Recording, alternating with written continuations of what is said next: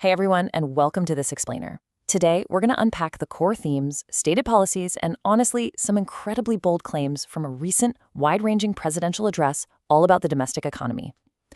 This speech was a pretty fascinating blend of hard policy proposals, global strategy, and highly personal commentary, all wrapped up in this overarching theme of American economic dominance.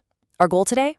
To just pull the facts and claims directly from the source material and lay them out clearly for you. Let's get right into it. We're breaking this down into 5 parts. First, the power of small businesses.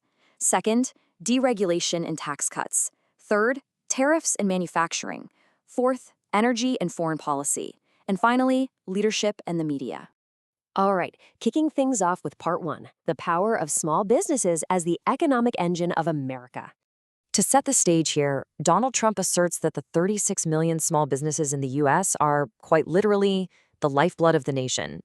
He claims they generate a massive 40% of all U.S. economic activity. The main takeaway is how he really positions this specific group as the undisputed heavyweight champion of the country's economic engine, basically saying they lead the rest of the world by a significant margin. Moving right along to Section 2, deregulation, tax cuts, and what he calls the Great Big Beautiful Bill. So he paints a really stark contrast between administrations here.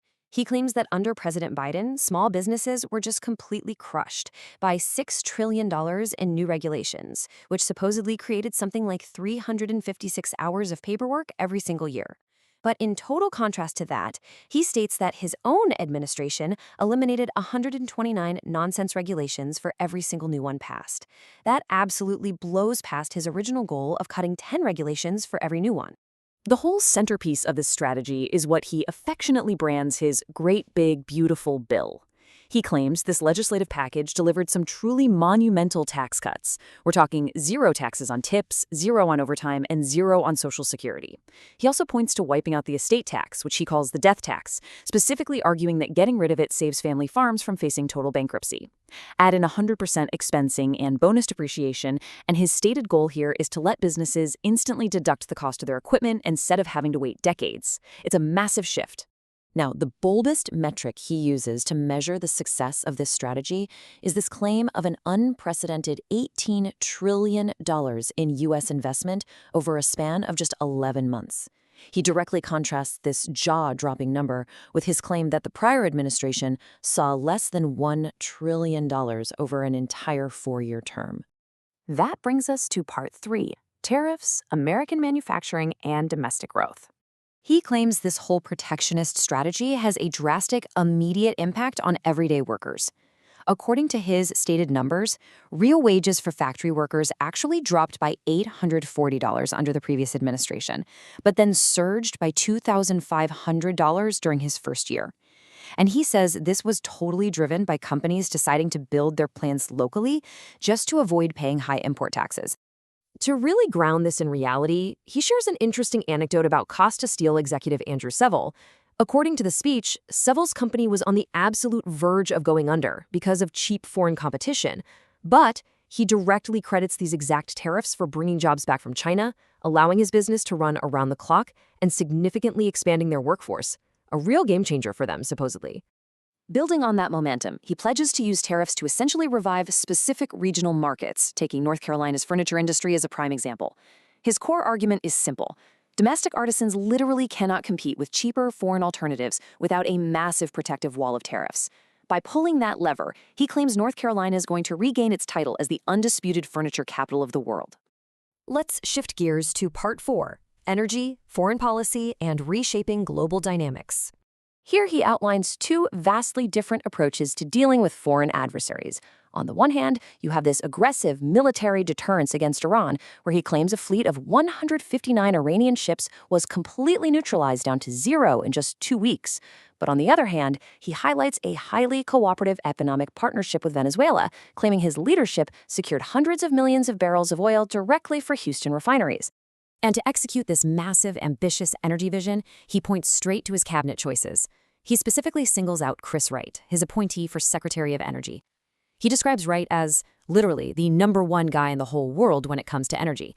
This is a billionaire entrepreneur who apparently built a small business, sold it to Microsoft for a cool $1 billion, and then actually took a massive pay cut to help the U.S. drill more oil and gas than at any time in the nation's history. Finally, we land on part 5, leadership, media, and the battle for the narrative. So he paints this vivid picture of an administration that is constantly battling a hostile press.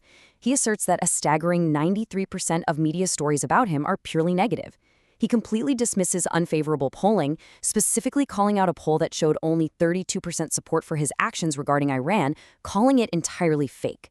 He also tackles the optics of his domestic leadership head-on, openly defending his strategy of slashing bloated federal government jobs.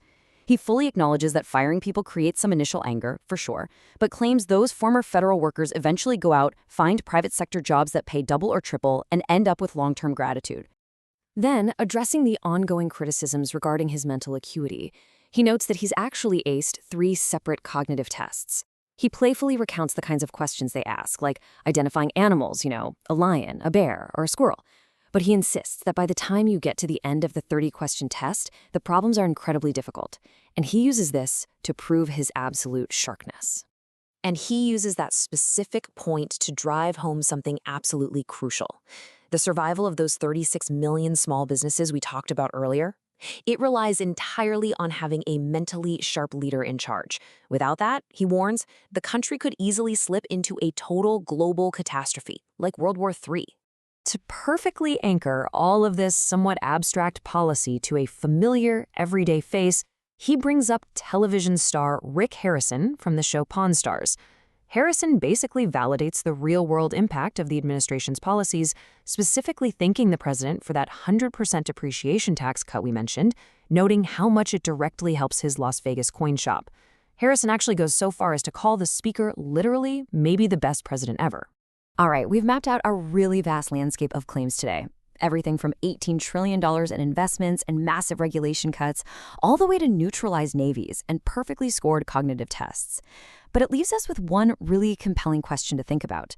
In an era where personal anecdotes, sweeping policy claims, and intense political rhetoric all kind of blur together, how do we as citizens objectively separate the narrative from the numbers? Thanks so much for joining me for this explainer, and remember, keep asking the right questions.